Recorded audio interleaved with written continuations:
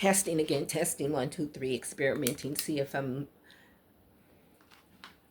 got my whole headshot. I got my finally I'm figuring out how to work my tripod. I've had a tripod, I've had microphone, all these different things for at least a couple of years. My daughter sent me this tripod and mics, and some of the stuff is packed up to the point I don't know yet where it's at. She sent me this stuff because we were brainstorming about uh, trying to come up with developing a podcast type of video program for the three generations: myself, my daughter, and her daughters, my daughters. And we never pulled it off with lifing the way it does. But anyway, uh, I just want to hurry up, and people are dropping around me like flies, and I could be next, of course. Anyway, I need to hurry up and document this and maybe share it. I just got a major strike yesterday. I uploaded a video, an 11.5 minute video to my channel, private or unlisted. Maybe I had unlisted it already because my intent was to send it to a personal friend, because I had been racking my brain for hours trying to find some paperwork very important to me. So I found it and took my camera out and video recorded. Look, this is where I found it, and blah blah blah. And I was gonna go over it first because I know it caught part of my personal information, like my birth date, address, whatever. It was my passport picture, and before I could go in and edit it or anything, I get this strike from YouTube saying that my video was deleted. No one could see it but me, and now it looks like I can't even see it. But anyway, and there's work for me to do. I can go next step or whatever. I screenshot all that, but I was so tired. I was like, okay, fine. I said I can go to my, what is it? Anyway, I can go back into apparently studio. I think the page, what do you call that? I can't think right now. Anyway, it'll come to me. But anyway, I can go there and click on that video place to, I think, appeal it or something, and see if they can give me back my video, or can I just redo a whole new video. Anyway, I want to send it to my friend and possibly publish it. But right now, I need to go ahead and verbally document some of my major stress right now. I have received a 30-day eviction notice, not for here, my HUD apartment, this tiny apartment I'm renting, but for my DIY container project, the lot that I've been renting for 3 years. I missed this month's lot rent payment, and he's having to initiate eviction notice to me, and I told him I can give him the February lot rent when I get my Social Security check the 3rd of March, and hopefully by then too I'll have. I'm doing these side hustles.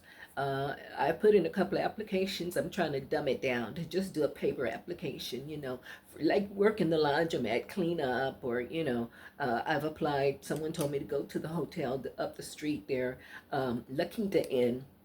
They may need some help, and he refers me to his friend, who I think is the owner.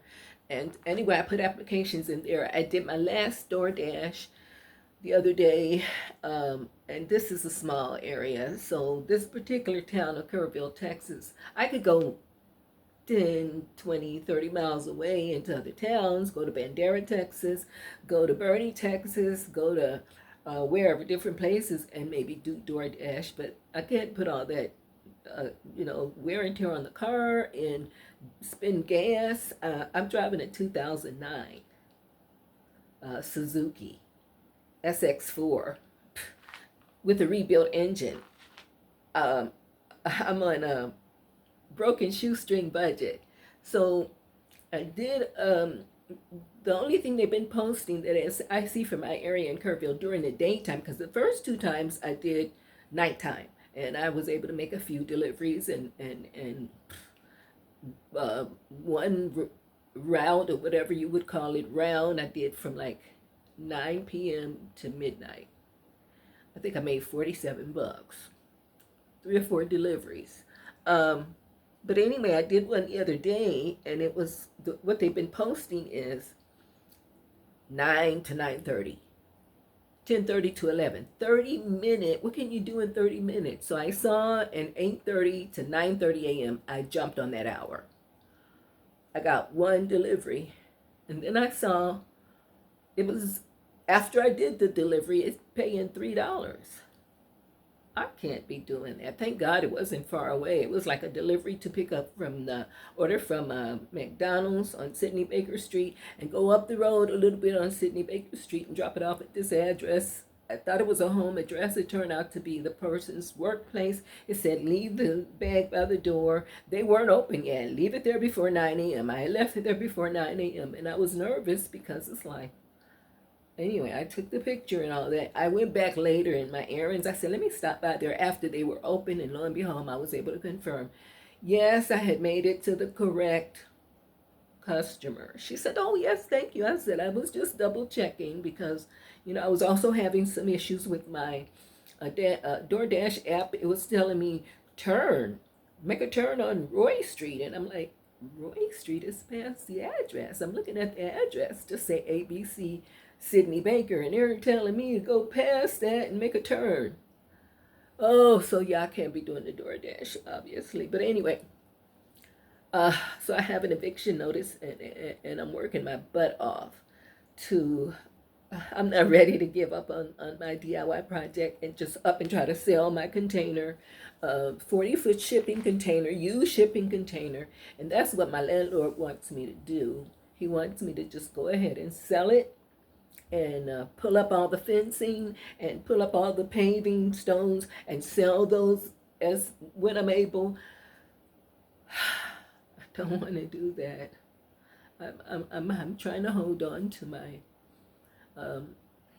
DIY project of Dolly. I call my container Dolly, and continue to work toward realizing my dream of what I call my paradise in progress. It's a mini paradise, that environment out there. This little apartment, I don't expect to, stay here. I want to move into the container. Obviously, I still have lots of stuff, though I'm trying to downsize, give away stuff, donate